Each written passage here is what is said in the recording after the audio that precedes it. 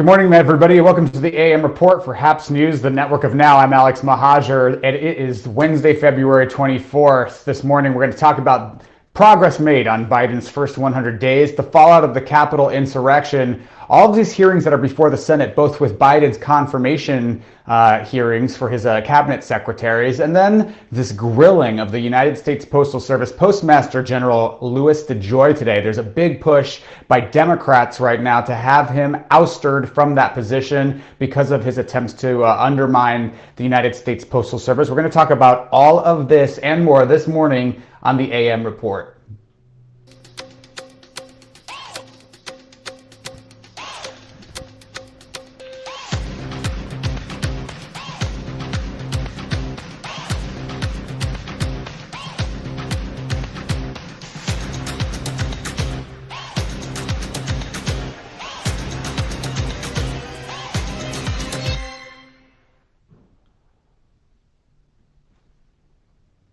Good morning, everybody. Welcome to the AM Report. Again, I'm Alex Mahajer. If you're watching on the HAPS app, website, or platform, click the award button and let me know you're enjoying the broadcast. Leave me a comment. Or if you're watching on Facebook, Reddit, YouTube, Periscope, Twitter, wherever you're watching, leave me a comment. Let's bat around live on air. I love seeing your faces and names from across the country. Let me know where you're watching from and across the globe, really. Good morning already to Let It Be.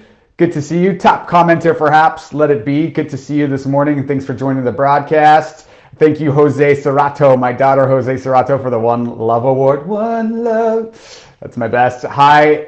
Thank you for the High Award, unverified user. And good morning to Saad Meji. I wish I knew how to pronounce your name, but I don't, so I'm going to give that the best, and please forgive me if I didn't get that accurate. Good morning, everybody. Love seeing your faces. And thank you for my recurring monthly subscribers and sponsors of the program for joining this morning. We've got a lot to cover, so let's just jump right into it. First and foremost, the battle for the soul of the Republican Party is underway. Now, Congresswoman Liz Cheney is pleading with the GOP to repudiate white supremacy. She did this during an event by the Reagan Institute yesterday. She's the third highest ranking House Republican. She's calling on the GOP to, quote, make clear we aren't the party of white supremacy. And, quote, you certainly saw anti-Semitism, you saw the symbols of Holocaust denial, you saw a Confederate flag being carried through the rotunda of the Capitol during the January 6th insurrection. Well, why this is important is that a prominent Republican even has to say this to her caucus is wild. It's absolutely wild. And I'll note that House Republicans voted to censure her because she was one of the small select number of Republicans who voted to impeach Donald Trump. And they almost removed her from her leadership over that because she refused to put up with his election denialism, and she refused to put up with his white supremacy and the white supremacy of the supporters who stormed the Capitol that day. Now, the fact that she didn't get removed is one thing. The fact that it was even in question that she should be removed is the bigger issue. And it's all in all, we see senators like Senator Josh Hawley and members of Congress who are starting to spout, they've been spouting this election denialism and repeating the QAnon conspiracy theories, which is rooted in white supremacy. And we're seeing the battle for the soul of the GOP happen right now, where Republican parties for various states have censured Republicans who have spoken out against Trump or who voted to impeach Trump. They've censured them. They've punished them. So Republican parties across the country, state Republican parties, are actually punishing their elected officials who are Republicans who will not go along with the big lie, who will not go along with the white supremacy that underlies it. So all in all, very, very interesting stuff happening on the Republican side, and we will see what happens as the Biden administration unfolds. And speaking of Biden, Joe Biden is planning on signing a new executive order today that's targeting supply chains. This came about because of the COVID-19 pandemic, but basically what it's doing is it's strengthening America's supply chains in several sectors to bolster the economy and protect workers. And so the executive order will strengthen supply chains for critical goods primarily in 4 areas: pharmaceuticals, rare earth minerals, semiconductor chips, and large capacity batteries. So this order was prompted because of the widespread shortage of personal protective equipment and supply chains at the onset of the COVID-19 pandemic. So Joe Biden doing the less sexy but necessary work of governing, particularly with regards to the stuff that most everyday Americans don't see. It's the behind the scenes stuff, and infrastructure, supply chains, energy infrastructure. That's the kind of work that's the nitty gritty that doesn't get the headlines, that's not so super sexy, that former President Trump, didn't really care too much about.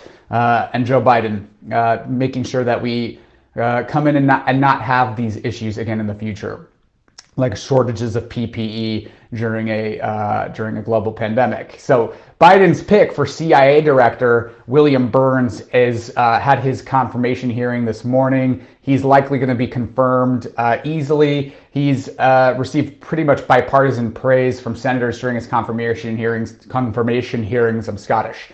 Today, and Burns is the first lifelong diplomat to serve as director of the nation's leading spy agency. And we'll see what happens with U.S. Postmaster Louis DeJoy. It's my best Scottish. That's coming up next. U.S. Postmaster Louis DeJoy is also receiving a grilling on Capitol Hill today. As you recall, Louis DeJoy slowed down the U.S. Postal Service during the election, during a global pandemic when people were going to rely heavily on voting by mail. And he's set to testify before the House Oversight and Reform Committee today. He has testified today. Democrats have been pushing to have DeJoy removed by asking Biden to fill the 3 vacancies on the Postal Service's Board of Governors so that a new majority can vote him out. Now, why is this important and why do Democrats care? Well, since he was appointed by Trump, and he doesn't want to be called an appointee. He's very, very sensitive, Louis DeJoy, about being called a political appointee. But since being appointed to that position by Trump, he has damaged the institution of the U.S. Postal Service. And during a time when Americans were relying on the mail to vote, just a few of the things he did: he eliminated overtime, he closed mail processing facilities, removed mail sorting machines, reduced post office hours. During the election, he was actually having mailboxes removed from urban areas, all in an effort really to help bolster Trump's chances at being reelected, and by suppressing voters, because voters were voting by mail. So he needs to go, and here's some interesting clips from DeJoy's hearing this morning. Do you see it as a problem that the Board of Governors of the United States Postal Service looks like a millionaire white boys club? What I would say is that the Postal Service's not having a full board is not enabling it to reach its full breadth of impact, and I welcome that.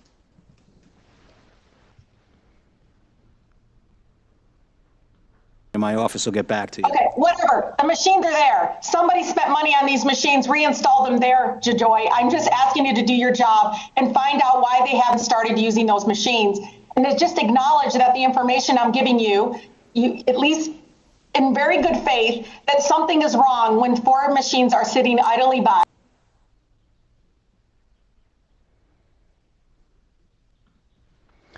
So all in all, Democrats pushing to have U.S. Postmaster General Louis DeJoy removed, and Jen Psaki, who is Biden's press secretary, has said that appointing these new Board of Governors to the Board of Governors of the United States Postal Service is a priority for the Biden administration. We don't know when it's going to happen, but once that new majority is implemented, they can vote to remove him.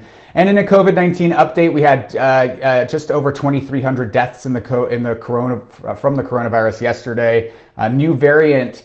The cases and infections and deaths are dropping in the United States, but more experts are warning that new variants, like the UK variant, the B117 variant, is highly contagious, and it's likely to fuel another surge of cases in just a matter of weeks, which could last through to the summer. But vaccine distribution is ramping up. Joe Biden has said that the Biden administration has now purchased enough vaccine doses to vaccinate all American adults by the end of summer. Hopefully that happens. So keep watching this space. Thank you so much for joining the AM Report this morning. For all of your quick political news and headlines, we are live every weekday morning with all of those headlines to keep your day started right. If you like this journalism, if you like this content, please consider sponsoring it. You can do that at haps.tv/@Alex, where you can become a recurring monthly sponsor or buy me a cup of coffee, or just click subscribe and get a notification when we go live. We'll be back tomorrow morning, and good to see you all. Thanks for all your comments.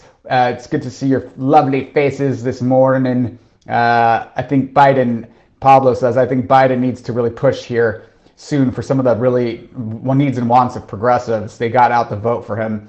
Yeah, I mean, I think I agree with that. And I think right now you see Democrats, for instance, in the House and the Senate pushing for a $15 minimum wage as a part of the COVID-19 relief package, which is a big priority for progressives. And now Republicans are threatening to kill it and saying it's not appropriate for budget reconciliation, which is how Democrats are planning on pushing through the COVID-19 relief package without Republican support, because you don't need, it can override the filibuster if it's done through reconciliation. Republicans are going to kill the $15 minimum wage provision because they're going to say it's not appropriate for that kind of bill, for a reconciliation bill. It's not technically a budget item.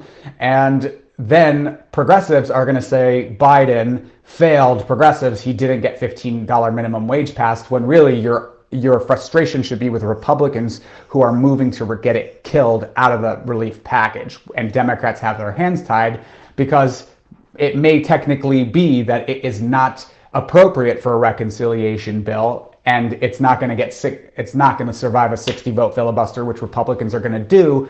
So do Democrats abandon the entire $1.9 trillion relief package over this? It's a no-win. But direct your frustration, in my view, with the Republicans who are obstructing that kind of progress, not with Biden. I think it's important to note. So thank you guys. We'll be back tomorrow morning. Stay tuned and stay safe. Wear your masks. Get your vaccine when you can. I'll see you guys all tomorrow. Bye-bye.